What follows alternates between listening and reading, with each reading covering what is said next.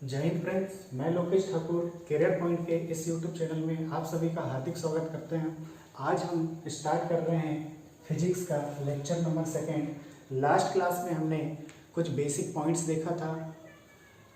उन basic points के आधार पर अब हम स्टडी करना स्टार्ट कर रहे हैं और सबसे पहला पॉइंट जो हमने लास्ट क्लास में स्टार्ट किया था वह है मैकेनिक्स।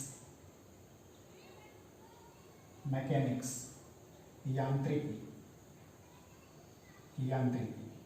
ठीक है, तो देखिए मैकेनिक्स में हम दो तरीके की स्टडी कर सकते हैं। इस यांत्रिकी में हम दो प्रकार का अध्ययन कर सकते हैं। एक, जब बॉडी गति अवस्था में हो और जब बॉडी स्थिर अवस्था में हो। अगर बॉडी स्थिर अवस्था में है तो उसको हम बोलेंगे स्टैटिक।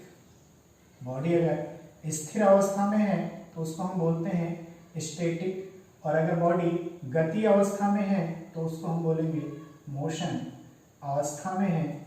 अगर वो गति अवस्था में है तो उसको हम बोलेंगे डायनेमिक। बॉडी रेस्ट कंडीशन में है, स्थिर अवस्था में है तो उसको बोलेंगे स्टैटिक, और अगर बॉडी मोशन में है तो वो क्या जाएगा, डायनेमिक।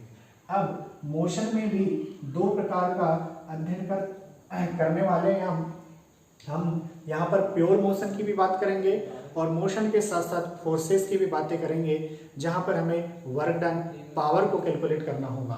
तो जब प्योर मोशन की बात करते हैं जिसमें बल के प्रभाव का अध्ययन नहीं करते, उसको हम बोलते हैं काइनामेटिक। काइनामेटिक में हम प्योर मोशन का अध्ययन करते हैं, शुद्ध गति का अध्ययन करते हैं। यहाँ पर हम बल के प्रभाव के बारे में नहीं पढ़ते, यहाँ पर हम वर्क डन के बारे में नहीं पढ़ते, यहाँ पर हम कार्य के बारे में नहीं पढ़ते। जैसे कि एग्जाम्पल से देखें कि हम वेलोसिटी, हम वेग के बारे में अगर पढ़ना है तो वेग, अगर हमें स्पीड के बारे में पढ़ना है, चाल के बारे में पढ़ना है, अगर हमें एक्सेलरेशन के बारे में पढ़ना है, त्वरण के बारे में पढ़ना है, तो उन सब की स्टडी किसके अंतर्गत करने वाले हैं, हम काइनेमेटिक के अंतर्गत करने वाले हैं। लेकिन यहीं पर अगर हमें वर्क डन की या हमें पावर का एनालिसिस करना हो तो वहाँ पर बल बहुत ही ज़्यादा इम्पोर्टेंट होता है, वहाँ पर फोर्स का एनालिसिस करना बहुत ज़्यादा इम्पोर्टेंट होता है, तो उसको हम बोलेंगे काइनेमेटिक और दूसरा क्या है, काइनेटिक में हम क्या बात करेंगे कि प्योर मोशन तो होगा लेकिन मोशन के साथ साथ बल की भी बातें करने वाले हैं, मोशन के साथ साथ हम फोर्स की भी बात करने वाले हैं। ठीक है, तो अगर गति के साथ में बल का अध्ययन करते हैं तो वह कहलाता है काइनेटिक। जैसे उदाहरण आगे जाके हम पढ़ने वाले हैं कार्य, आगे जाके हम पढ़ने वाले हैं शक्ति, पावर के बारे में। तो अगर जब हम कार्य पढ़ेंगे, जब हम शक्ति पढ़ेंगे, उस समय पर हम इस पोर्शन को लेंगे। आज हम स्टार्ट कर रहे हैं इस पोर्शन को। स्थिर अवस्था में हमें अध्ययन नहीं करना है, हमें भौतिकी में गतिमान वस्तु की अवस्था का अध्ययन करना है, और गतिमान अवस्था में अध्ययन करने के लिए हमारे पास दो पॉइंट हैं। पहला, तो जब वह वस्तु गतिमान है तब उसमें बल के बारे में कोई अध्ययन नहीं करना, और जब वस्तु गतिमान है तो गतिमान वस्तु में बल को भी ऐड कर देना, बल का भी अध्ययन करना। तो जब कार्य पढ़ेंगे, जब शक्ति पढ़ेंगे, तब हम इस पोर्शन को देखने वाले हैं। अभी हम स्टार्ट करने वाले हैं इस पोर्शन से। तो चलिए आगे देखते हैं।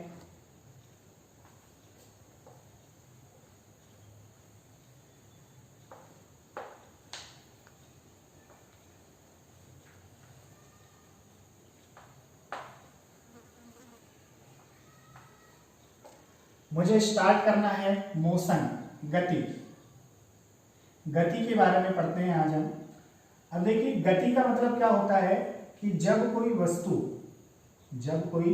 वस्तु या कोई बॉडी पर हम बल लगा दें, और हम क्या लगा दें, बल लगा दें, फोर्स लगा दें, और उस बल की वजह से अगर वह वस्तु आगे की ओर बढ़ती है, अपनी स्थिति बदलती है, तो वह कहलाएगी गति। अब इस गति में इस बल के भी प्रभाव को जोड़ दें तो वह कहलाता है काइनेटिक, जो हम बाद में देखेंगे। और इस बल के प्रभाव का भी अध्ययन ना करें हम तो वह कहलाएगा काइनामेटिक, जिसमें हम सिर्फ वेग के बारे में बात करेंगे, जिसमें हम त्वरण के बारे में बात करेंगे, जिसमें हम स्पीड के बारे में बात करेंगे। ठीक है, चलिए तो आगे चलते हैं। अब ये गति सर कितने प्रकार की हो सकती है? ये वस्तु, जब हम वस्तु पर बल लगाए और बल लगाने से यह वस्तु आगे बढ़ी तो यह वस्तु कितने तरीके से आगे चल सकती है? तो गतियों के प्रकार देखें तो देखिए सर, अगर हमने वस्तु पर बल लगाया तो हो सकता है यह वस्तु इस टाइप से आगे बढ़ जाए, हो सकता है यह वस्तु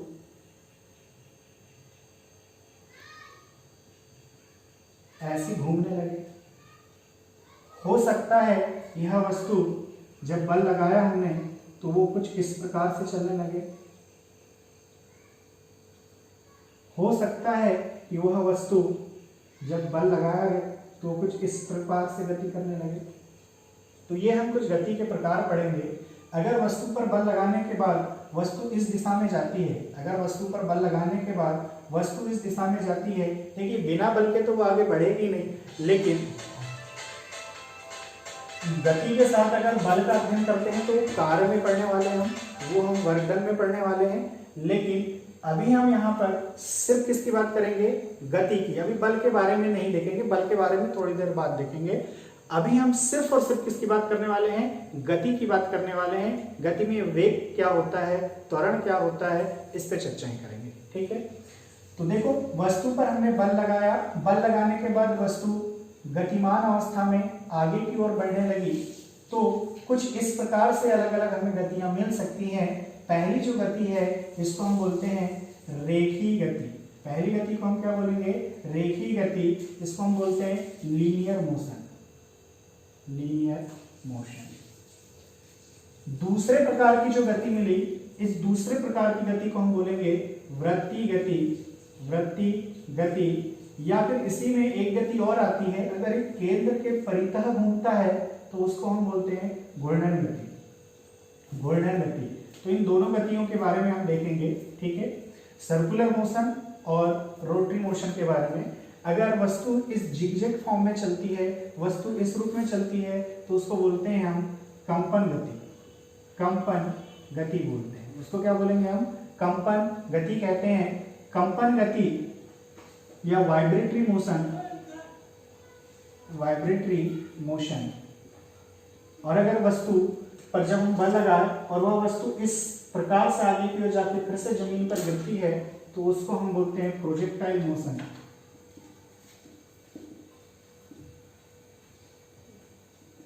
प्रक्षेप गति।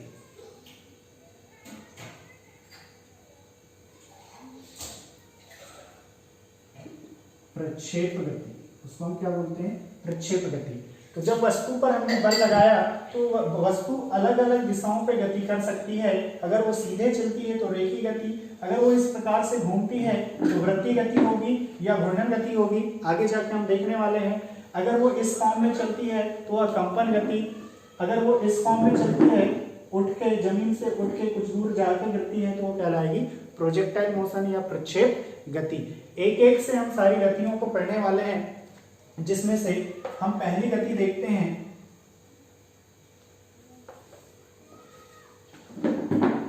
रेखीय गति।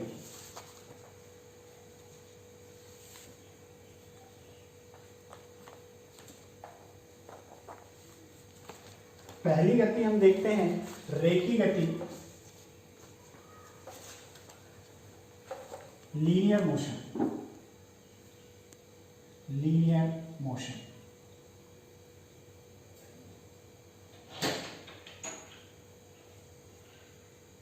ठीक है, लीनियर मोशन या रेखीय गति हम देखते हैं। अब इससे देखिए, बॉडी पर हमने बल लगाया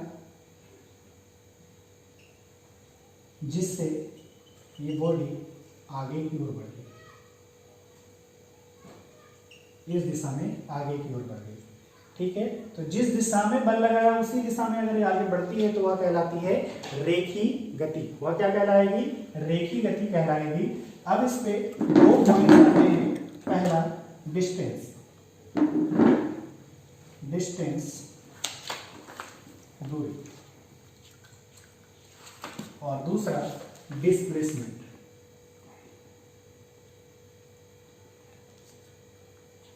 विस्थापन।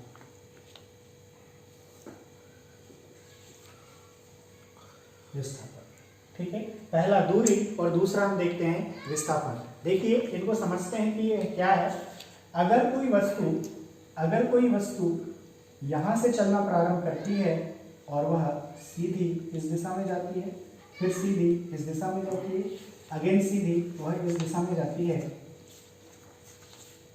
तो इस वस्तु ने जिस रास्ते को तय किया वह पूरा रास्ता कहलाता है दूरी।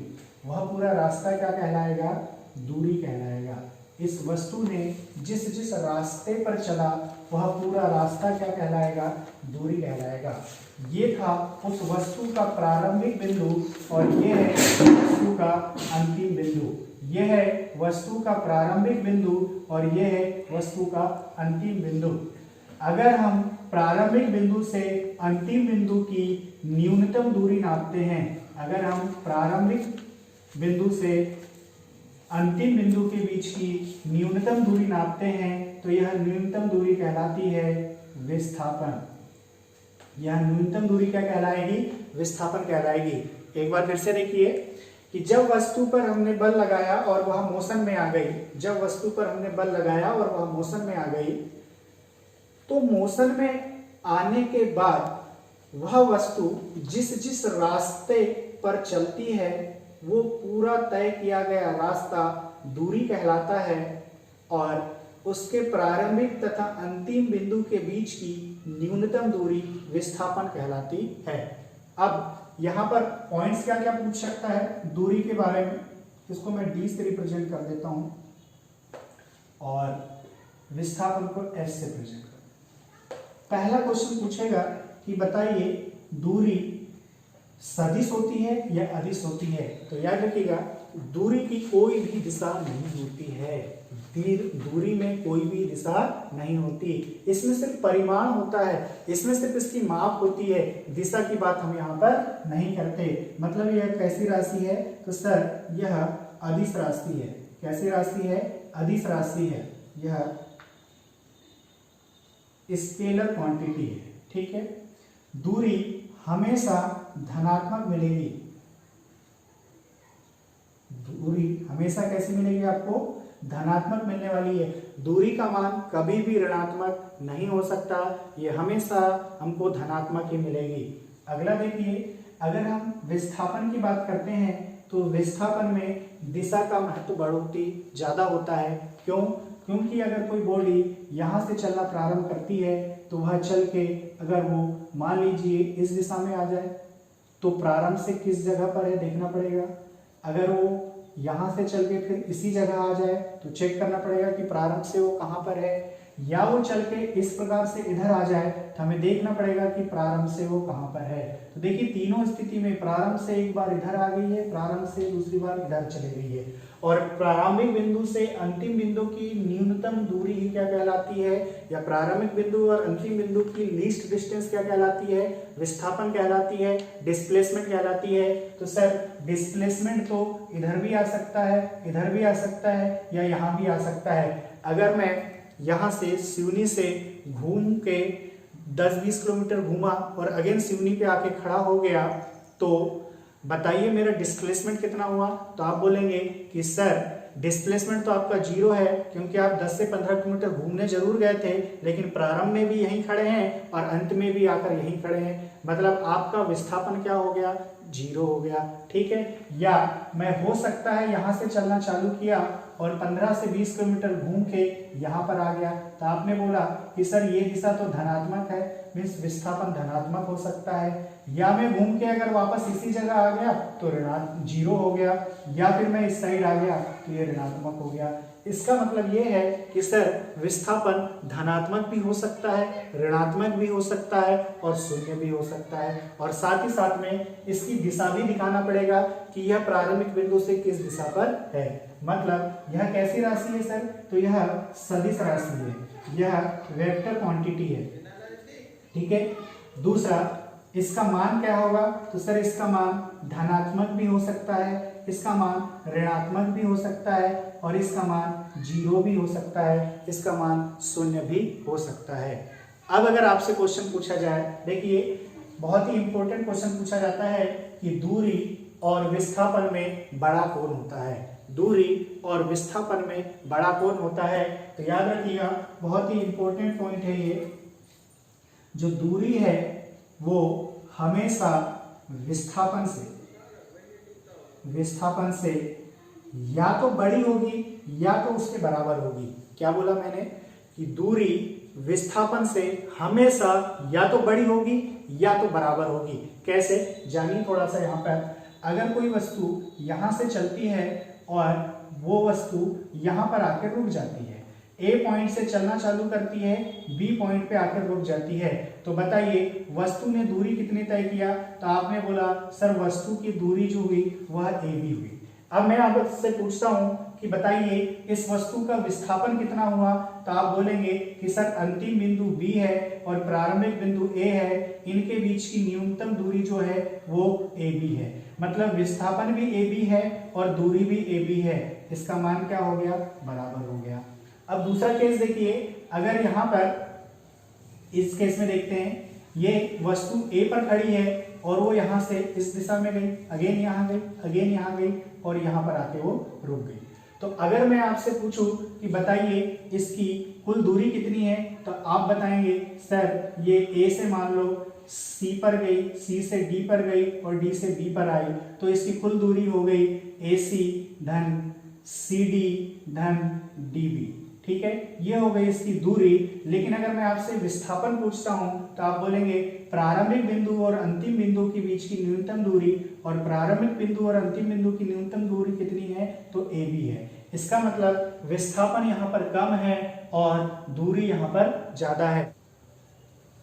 दूरी हमेशा या तो विस्थापन से बड़ी होगी या तो विस्थापन के बराबर होगी, ये आपको ध्यान में रखना है। चलिए, अब इस दूरी और इस विस्थापन की माप को आसान बनाते हैं हम। इस दूरी और विस्थापन की माप को हम आसान बनाते हैं। आसान बनाने का मतलब क्या है, देखिए थोड़ा यहाँ पर मैं आपसे बोल रहा हूं कि सर आपको इस जगह से गोवा तक जाना है और एक व्यक्ति को बताना है कि यह कितनी दूरी तय करेगा, इसका विस्थापन कितना होगा। ठीक है, तो जिस व्यक्ति को बताना है उस व्यक्ति को भी उनके पीछे पीछे जाना पड़ेगा कि भैया यह किस रास्ते से जा रहा है, उसके आधार पर दूरी मापेगा वो। ठीक, लेकिन ये तो बहुत क्रिटिकल हो गया। तो इसको आसान बनाने के लिए हमने क्या लेके आए, देखो अगर कोई व्यक्ति मुझे बता दे कि 1 मिनट में या 1 सेकेंड में या 1 घंटे में वह कितनी दूरी तय करता है, तो मैं आसानी से बता सकता हूं कि वो 5 घंटे चला होगा तो कितनी दूरी गया होगा, 10 घंटे चला होगा तो कितनी दूरी गया होगा, 50 घंटे चला होगा तो कितनी दूरी गया होगा। मुझे उसके साथ जाने की आवश्यकता नहीं है। तो मैं इस दूरी तथा विस्थापन को थोड़ा आसान बनाता हूं। या आसान बनाने के लिए हम क्या करते हैं, तो सर हमने आसान बनाने के लिए क्या किया, दूरी को एकांक समय के लिए मेजर कर लिया। क्या बोला मैंने ये बोला कि बता दीजिए वह 1 सेकंड में कितनी दूरी चल रहा है, या 1 घंटे में कितनी दूरी चल रहा है, या 1 मिनट में कितनी दूरी चल रहा है। उससे मैं बड़ी से बड़ी माप आसानी से बना सकता हूं।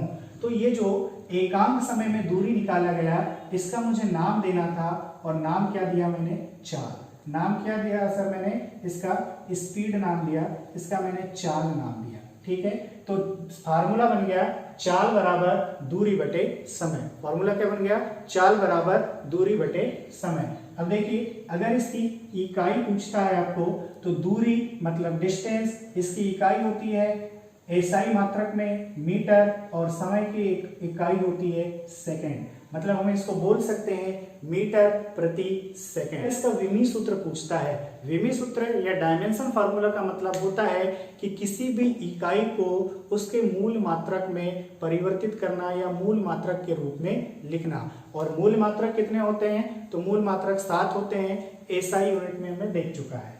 तो यहाँ पर मीटर, लंबाई जो मीटर है उसको हम एल से रिप्रेजेंट करते हैं और टाइम सेकंड को एस से टी से रिप्रेजेंट करते हैं। तो इसको हम या तो ऐसा लिख सकते हैं एल टी की पावर -1, एल टी की पावर -1, ठीक है। तो इसको हमने लिख दिया एल टी की पावर।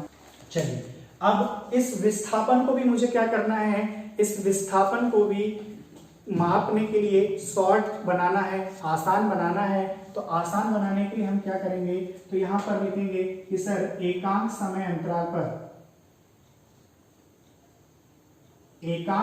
अंतराल पर वस्तु अपनी पोजीशन को कितना परिवर्तित करती है, अगर ये कोई बता दे तो मैं आसानी से निकाल सकता हूं।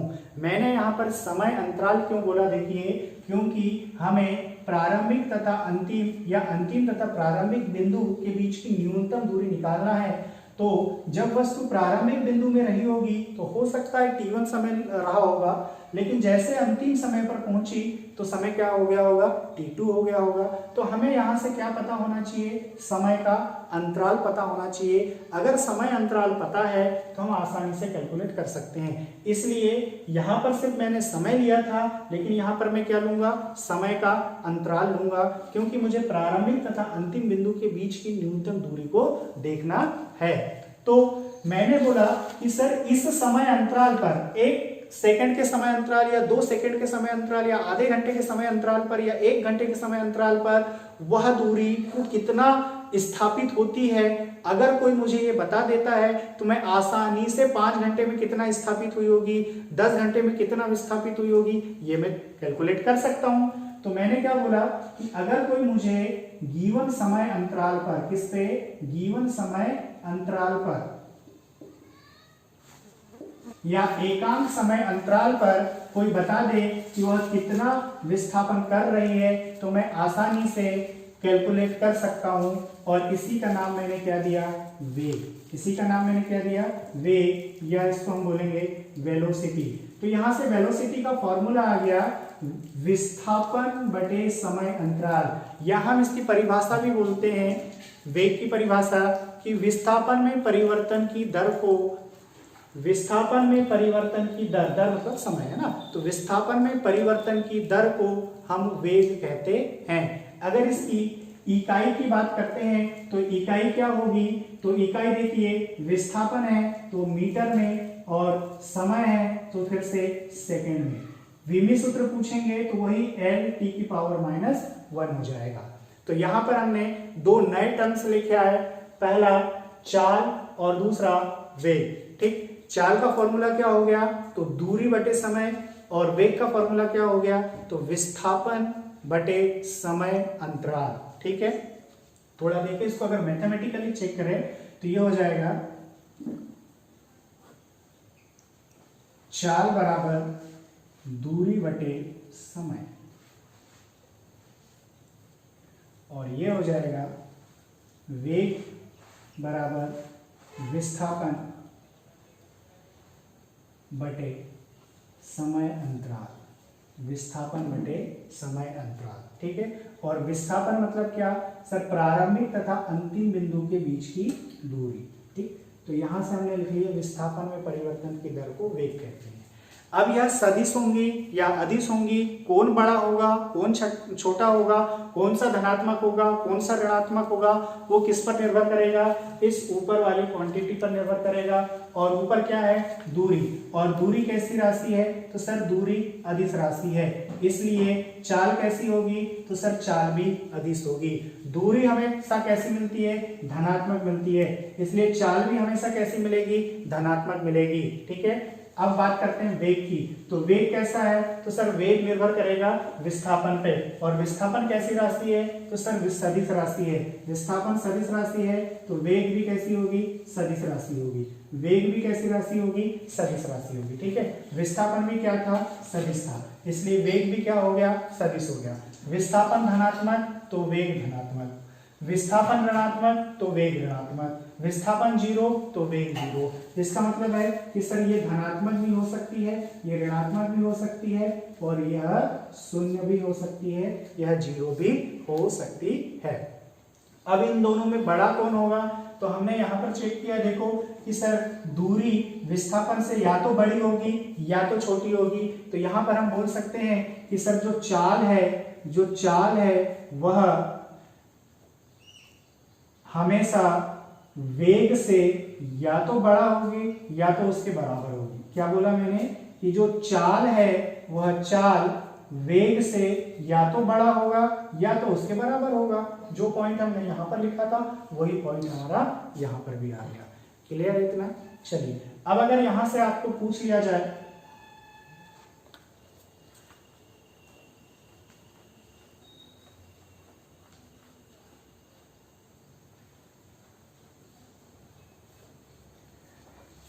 इसी के नीचे लिख रहा हूं मैं, लेकिन साइड पर है। अगर आपसे पूछ लिया जाए एक समान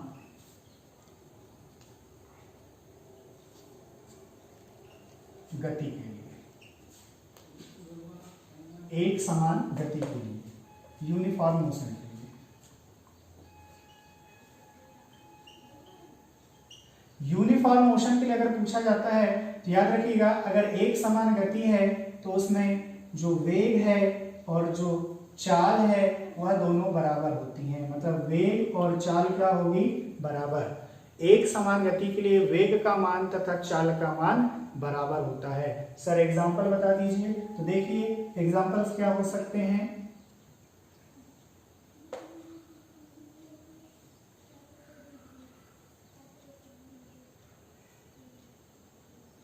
प्रकाश की गति, ठीक है, प्रकाश की गति, वेलोसिटी ऑफ लाइट।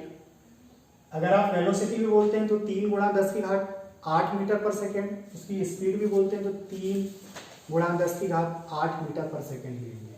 दूसरा और क्या हो सकता है? तो सर ध्वनि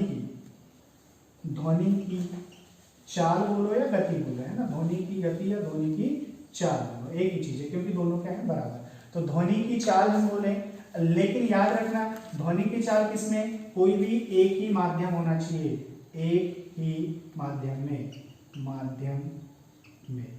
अगर माध्यम बदलता है तो चाल बदल जाएगी, वेग बदल जाएगा, ठीक है। लेकिन एक ही माध्यम है, मान लो वायु है या जल है या कोई ठोस है, एक ही माध्यम है तो एक माध्यम में ध्वनि की चाल ध्वनि के वेग के बराबर होगी, एक प्रकाश की चाल प्रकाश के वेग के बराबर होगा। कब? जब वह एक समान गति कर रहा हो, जब वह यूनिफॉर्म मोशन कर रहा हो, ठीक है। एक समान गति का मतलब क्या होता है? कि समय के साथ उसका वेग ना बदले, समय के साथ उसका वेग ना बदले। चलिए आगे देखते हैं। अगर आपसे यहीं पर पूछ लिया जाए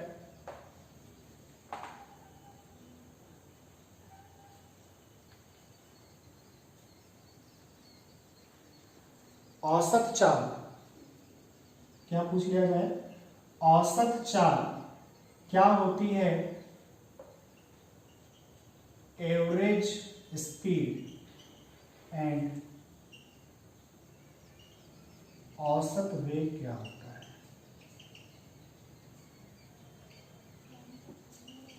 एवरेज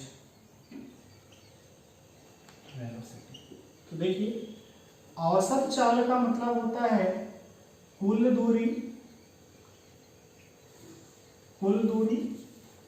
बटे कुल समय। जितनी दूरी तय किया उसने और जितना समय लगा उसका डिवाइडेशन दे देंगे तो क्या आ जाएगा? औसत चाल आ जाएगी उसकी। वेग में पूछा जाता है तो वेग में आप क्या बोलोगे कि सर यहाँ पर कुल विस्थापन कितना किया उसने बटे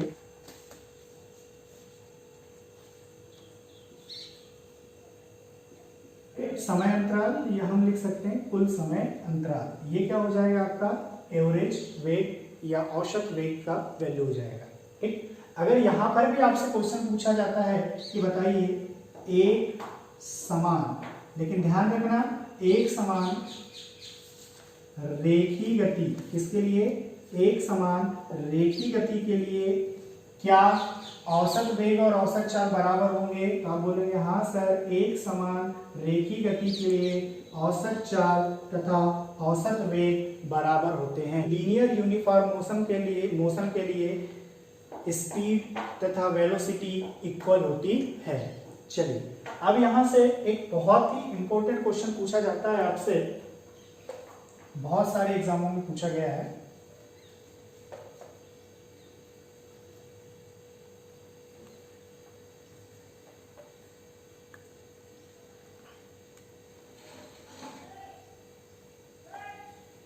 औसत चाल से ही एक बहुत ही इंपॉर्टेंट क्वेश्चन पूछा जाता है कि मान लीजिए कोई वस्तु है, वह यहां से यहां तक x1 दूरी तय करती है और उस दूरी को तय करने के लिए उसको उस दूरी को तय करने के लिए जो वेग का वेग लगता है वह v1 लगता है। या इसको चाल से संबंधित क्वेश्चन रख ले कि सर इसको जो चाल लगती है वो u1 लगती है। अब यहां से लेके यहां तक इसकी दूरी x2 है और x2 दूरी जो तय करती है वो u2 चाल से करती है। तो बताइए इसकी औसत चाल कितनी होती है? इसकी औसत चाल कितनी होती है? ये क्वेश्चन बहुत सारे एग्जामों में पूछा जाता है। तो ध्यान रखना, जब भी कोई x1 दूरी u1 चाल से चले और x2 दूरी u2 चाल से चले तो उसका औसत चाल होता है x1 धन x2 u1 u2 बटे x1 u1 धन x2 u2। x1 u2 होगा और यहाँ पर x2 u1 होगा। ठीक है, ये इसका बेसिक फॉर्मूला होता है। लेकिन आपको क्वेश्चन शॉर्ट फॉर्म में पूछेगा, कैसे कि x1 और x2 क्या होते हैं? बराबर होते हैं। ये क्वेश्चन बहुत बार पूछता है कि x1 और x2 क्या होते हैं? बराबर। क्वेश्चन आता है कि वह आधी दूरी u1 चाल से चलता है और बची हुई आधी दूरी u2 चाल से चलता है। तो बताइए कि उसकी औसत चाल क्या होगी? तो यहाँ पर दोनों को बराबर रख देंगे तो x और x हो जाएगा 2x u1 u2 और यहाँ से अगर x कॉमन निकाल ले तो यहाँ बचेगा u1 प्लस u2। ठीक है, x से x कट गया, ये फार्मूला आ गया 2u1 u2 अपॉन के u1 प्लस u2।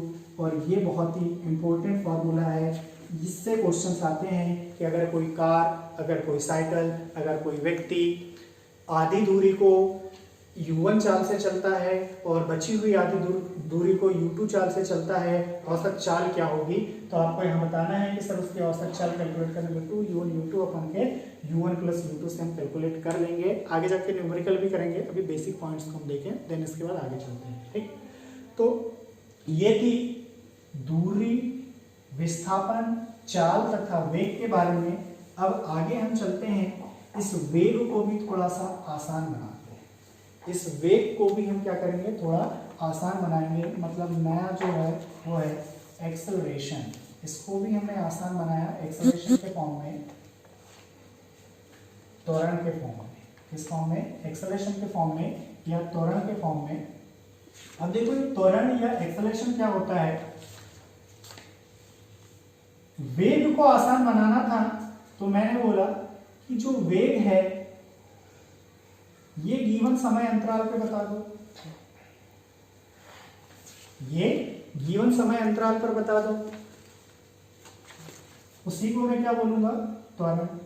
मतलब वेग में परिवर्तन की दर, वेग में परिवर्तन की दर ही क्या कहलाता है? त्वरण कहलाता है। मैंने क्या बोला? वेग में परिवर्तन की दर ही क्या कहलाता है? त्वरण कहलाता है। ठीक है, तो त्वरण या एक्सेलरेशन क्या होता है? तो the rate of change of velocity with respect to time या पर यूनिट टाइम हम बोल सकते हैं। मीन्स वेग में परिवर्तन की दर, वेग में परिवर्तन की दर ही त्वरण कहलाता है। अब इसकी इकाई कैसे बनाओगे देखो, तो वेग की इकाई होती है मीटर बटे सेकेंड, और बटे में क्या है समय, मतलब सेकेंड। इसको हम लिख सकते हैं मीटर बटे सेकेंड की घात 2। ठीक है, इसका अगर डायमेंशन फॉर्मूला निकालना है, विमीय सूत्र निकालना है, तो लंबाई को हम L से लिखेंगे और समय को हम T से लिखेंगे। चूंकि समय नीचे है, ऊपर जाएगा तो इसकी घात कितनी हो जाएगी 2, तो L T की पावर -2 हो जाएगा। क्लियर है? चलिए आगे देखिए, सर ये धनात्मक होगा या ऋणात्मक होगा या सदिश राशि है या अदिश राशि है, तो ये डिपेंड किस पे करेगा, वेग पर डिपेंड करेगा। किस पे डिपेंड करेगा, वेग पर। अब वेग कैसा है सर, सदिश है, तो बताइए त्वरण भी कैसा होगा, सदिश होगा। त्वरण कैसा होगा, सदिश होगा। ठीक है, अब ये हमने सदिश पहले से लगा के रखा हुआ है। दूसरा, वेग कैसा था, धनात्मक, ऋणात्मक और 0, तो यहां पर त्वरण भी कैसा होगा सर, धनात्मक होगा, ऋणात्मक होगा और 0। धनात्मक होगा, ऋणात्मक होगा और 0 होगा। चलिए dv का मतलब क्या होता है, यहाँ पर dv लिखा है, इसका मतलब क्या होता है, इसका मतलब होता है अंतिम में से प्रारंभ को घटाना। अंतिम में से प्रारंभ को घटाना। यहाँ पर भी ds का मतलब क्या होता है, अंतिम में से प्रारंभ को घटाना। ठीक है, तो अंतिम में से प्रारंभ को घटाना। अब देखो धनात्मक कब होगा, ऋणात्मक कब होगा और 0 कब होगा, उस पर थोड़ी सी हम बात करते हैं। तो जब किसी वस्तु का वेग समय के साथ लगातार बढ़ते जाता है, बढ़ते जाता है, बढ़ते जाता है, त्वरित होते जाता है, तो उसी को हम बोलते हैं धनात्मक त्वरण। उसी को हम क्या बोलते हैं, धनात्मक त्वरण। ठीक है, तो जब वेग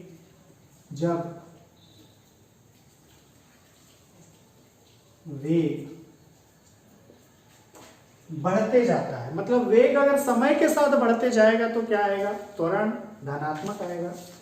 अगर वेग समय के साथ कम होते चला जाता है, वेग टाइम के रिस्पेक्ट में डिक्रीज होते चला जाता है, तो यहाँ पर मंदी आएगी। यहाँ पर क्या आएगा, मंदन होगा। मीन्स ये जो एक्सेलरेशन है वो निगेटिव होगा। ठीक है, कब, जब वेग कम होते चला जाता है तो वहां पर मंदी आती है, मंदन होता है, या हम बोले कि त्वरण कैसा होता है, ऋणात्मक होता है। तो क्वेश्चन पूछ सकता है कि बताओ मंदन कब होता है या मंदन क्या कहलाता है, तो निगेटिव त्वरण, ऋणात्मक त्वरण को ही हम क्या कहते हैं, मंदन कहते हैं। और मंदन कब आएगा, जब समय के साथ वस्तु का वेग कम होते चला जाता है। अब अगला 0 कब होगा, तो अगर वो एक समान वेग से चल रही है, किससे चल रही है, एक समान वेग से चल रही है, वो यूनिफॉर्मली मोशन कर रही है, तब त्वरण क्या आने वाला है, 0। क्यों, क्योंकि सर सब जगह वेग क्या है, समान है, तो अंतर कितना हो जाएगा, 0। पहले भी 10 था, अभी भी 10 है, तो अंतर कितना हुआ, 0। अंतर 0, तो त्वरण क्या हो जाएगा, 0 हो जाएगा। आगे जाके पढ़ाऊंगा कि अगर एक समान वेग है तो त्वरण क्या हो जाएगा, 0। त्वरण 0 तो बल क्या हो जाएगा, 0। बल 0 तो किया गया कार्य क्या हो जाएगा, 0। लेकिन हम उसको आगे पढ़ेंगे।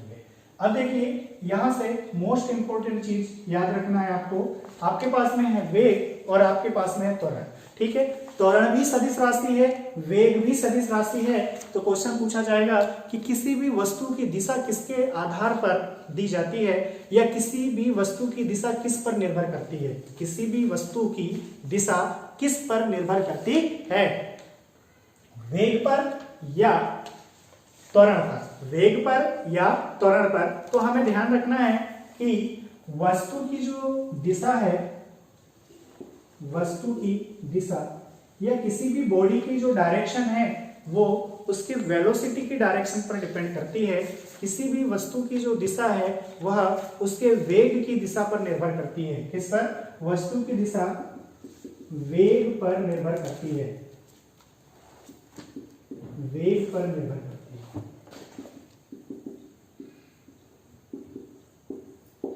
वस्तु की दिशा किस पर निर्भर करती है, वेग पर, त्वरण पर नहीं करती। त्वरण पर दिशा निर्भर नहीं करेगी वस्तु की। त्वरण तो मात्र ये बोले कि बल देने का काम करता है या शक्ति देने का काम करता है, पावर देने का काम करता है। पावर, शक्ति, बल अगर चाहिए तो हमें क्या, किसके पास जाना पड़ेगा, त्वरण के पास जाना पड़ेगा। लेकिन अगर बात करते हैं उस वस्तु की दिशा की कि वह वस्तु किस दिशा में गति कर रही है, तो उसके लिए हमें किसकी दिशा देखना पड़ेगा, वेग की दिशा देखना पड़ेगा। अब आपके माइंड में एक क्वेश्चन उठ गया होगा कि सर अभी तो हमने बल इस दिशा में लगाया तो वस्तु इधर चलेगी, तो वस्तु के वेग की दिशा भी इधर है और त्वरण की दिशा भी इधर है। बिल्कुल सही है, यहां पर तो बिल्कुल सही है। लेकिन इसी को अगर मैं वस्तु पर जब बल लगा दूं और बल लगाने के बाद ये वस्तु वृत्ताकार मार्ग में गति करने लगे, किस मार्ग में गति करने लगे, वृत्ताकार मार्ग में गति करने लगे। जब वस्तु वृत्ताकार मार्ग में गति करेगी तो देखिए अंदर की ओर एक बल लगेगा जिसको बोलेंगे हम अभिकेंद्री बल। तो बल की दिशा कहाँ हो गई, अंदर की ओर। लेकिन वेग की दिशा कहाँ होगी, वेग की दिशा होगी इसकी स्पर्श रेखा से जो सीधी रेखा जाएगी उस रेखा की ओर इसके वेग की दिशा होगी। तो वेग की दिशा इधर चलेगी और बल की दिशा इधर है, मतलब त्वरण की दिशा भी क्या होगी, इधर होगी। तो यहाँ पर त्वरण अलग दिशा में है और वेग अलग दिशा में है। अब वस्तु की दिशा कैसी होगी, तो आप इस वस्तु को छोड़ दो। मान लो आपने रस्सी बांध के इसको घुमाया है तो आप रस्सी को छोड़ दो या रस्सी मान लो टूट जाए, तब देखते हैं कि सर ये वस्तु तो इधर की ओर जा रही है। अगर वो अंदर जाती तो हम बोल सकते थे कि त्वरण की दिशा की ओर होगी, लेकिन वस्तु अंदर नहीं जाएगी, वस्तु किधर भागेगी, इस दिशा में भागेगी। और वेग की दिशा भी कहां पर है, इधर ही है। इसलिए हमने बोला है कि वस्तु की दिशा हमेशा वेग की दिशा पर ही होगी या वेग की दिशा पर निर्भर करती है कि वह वस्तु किधर जाएगी या किधर जा रही है, त्वरण की दिशा पर निर्भर नहीं करती। ठीक है, रेखी वेग में तो चल जा रहा है, लेकिन जब हम वृत्ताकार मार्ग में गति करेंगे तो वृत्ताकार मार्ग में ये रॉन्ग हो जाता है। इसलिए आपको हमेशा याद रखना है कि वस्तु की जो दिशा है वह वेग की दिशा पर निर्भर करती है। ठीक है, चलिए अब आगे चलते हैं। यहां पर अभी हमने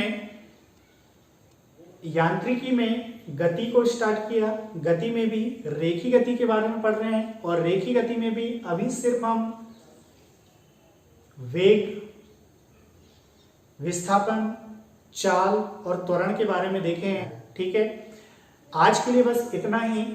इसके बाद हम नेक्स्ट क्लास में देखते हैं। Good luck.